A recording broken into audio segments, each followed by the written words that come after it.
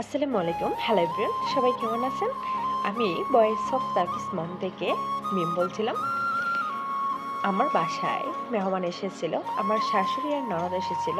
তো তাদেরকে নিয়ে আমরা চলে গিয়েছিলাম জয়দেবপুর ধান গবেষণা ইনস্টিটিউটে। এই যে দেখতে পাচ্ছেন আমার ছেলে তাকি, সে একটুও কোথাও চুপ করে বসবে না। সে হাঁটাহাঁটি করবে, দুষ্টুমি করবে, মানে সারাক্ষণ দুষ্টুমিতেই লেগে থাকে। মানে কোথাও বাইরে নিয়ে গেলে সে খুব এনজয় করে। সে ওরকম বাচ্চাদের মতো না যে একটু বসে থাকবে দেখবে, না সে হচ্ছে দৌড়ে দৌড়ে সব জিনিস দেখবে, কাছে গিয়ে দেখবে, এরকম হাঁটাহাঁটি করবে, দুষ্টুমি করবে, কোথাও বসবে না। আমি মাঝে মাঝে ভাবি ওর কি কখনো পা ব্যথা হয় না, কি জানি। এত হাঁটাহাঁটি, এত দৌড়াদৌড়ি একটা বাচ্চা কিভাবে করতে পারে? কোথাও নিয়ে গেলে অনেক বেশি দুষ্টুমি, হাঁটাহাঁটি, দৌড়াদৌড়ি করার কারণে সে বাসায় এসে খুব টায়ার্ড হয়ে যায় আর সাথে সাথে ঘুমিয়ে যায়। এই যে দেখতে পাচ্ছেন ওই মহিলাটির সাথে সে নিজে থেকে গিয়ে কথা বলছে, আমাকে দেখাচ্ছে, বলছে ওই যে মাম্মা। ওনারা আমার দিকে তাকাচ্ছে, সে তার মাম্মার সাথে আসছে, সে সেটা বলতেছে। মানে তারাও যেন আমার সাথে এসে কথা বলে। সে এত মিশুক, সে সবার সাথে মিশতে খুব পছন্দ করে। আপনার সাথে যদি আজ দেখা হয়, সে 2 মিনিটের সাথে আপনার সাথে মিশে যাবে। 2 মিনিট সময় নিবে না সে। মানে সে খুবই মিশুক। আলহামদুলিল্লাহ, সবাই দোয়া করবেন আমার এই বাচ্চাটা যেন অনেক বড় হয়, জীবনে ভালো একটা কিছু করতে পারে, আর সব সময় আল্লাহর রহমতে সে যেন সুস্থ থাকে। এই যে এখানে ওর পুপ্পি আর আমি ওকে ধরে টেনে তুলছিলাম, ও বলতেছে ওখানে বসবে। তারপর বলতেছে তার নাকি সর্দি আসছে, দিলাম টিস্যু, কেয়ার করা যাবে। সে সর্দি মুছলো, তারপর সে আবার চেষ্টা করতেছে সে গেঞ্জি দিয়ে মুছবে। তার গেঞ্জি একটু ভিজে গেছে, তাই সে টিস্যু দিয়ে তার গেঞ্জি পরিষ্কার করছে। আবার ওই ভুলে গেছে যে তার হাতে টিস্যু আছে, তাই সে ভুল করে গেঞ্জি দিয়ে নাক মুছতে শুরু করে দিয়েছিল। তারপর আমরা যখন বলে দিচ্ছি যে এই যে তোমার হাতে টিস্যু আছে, টিস্যু দিয়ে মোছো, তারপর সে আবার টিস্যু দিয়ে মুছল। দেখেন কি সুন্দর ওয়েদারটা, তাই না? ওইদিকে সূর্য অস্ত যাচ্ছে। এই যে একটা পরিবেশ, প্রাকৃতিক, এই শহরের দালানের মধ্যে একটা বদ্ধ ঘরের মধ্যে থেকে তারপর আমরা যখন একটু বাইরে যাই, এরকম একটা প্রকৃতির ছোঁয়া পাই, কি যে ভালো লাগে। আর পাশে মানে অনেক অনেক ফুল গাছ ছিল, ডেকোরেট করা ছিল। আপনারা যদি জয়দেবপুর ধান গবেষণা ইনস্টিটিউট কখনো না দেখে থাকেন, তাহলে ইউটিউবে অনেক ভিডিও পাবেন, যেহেতু এটা বাংলাদেশের একমাত্র ধান গবেষণা ইনস্টিটিউট। দেখে নেবেন, অনেক অনেক সুন্দর, আমার তো অনেক ভালো লাগে। আমি প্রায়ই ওখানে চলে যাই একটু হাঁটাহাঁটি করার জন্য, একটু ঘোরার জন্য।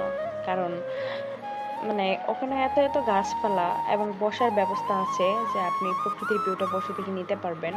আর নীরব, মানে আমার খুব ভালো লাগে ওখানে একটুক্ষণ বসে থাকলে। মাইন্ডটা একটু ফ্রেশ লাগে, মানে সব কিছু বলে একটু সময় রিল্যাক্স করা যায়। তাই আমরা মাঝে মাঝেই চলে যাই এখানে একটু ঘোরার জন্য।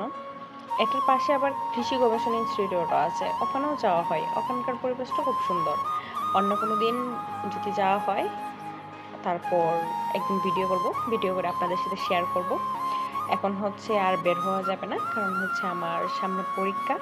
পরীক্ষার জন্য প্রচুর পড়তে হবে, প্রচুর পড়তে হবে।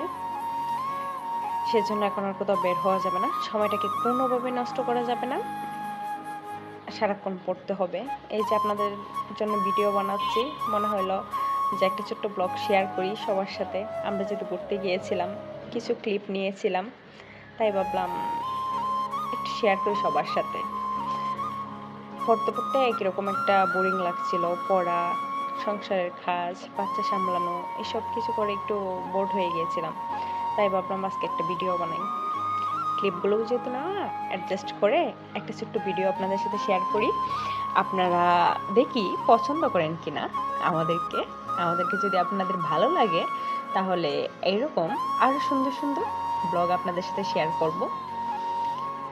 তো সবাই আমাদের জন্য দোয়া করবেন, আর দোয়া করবেন আমার চাকরিটা যেন হয়ে যায়।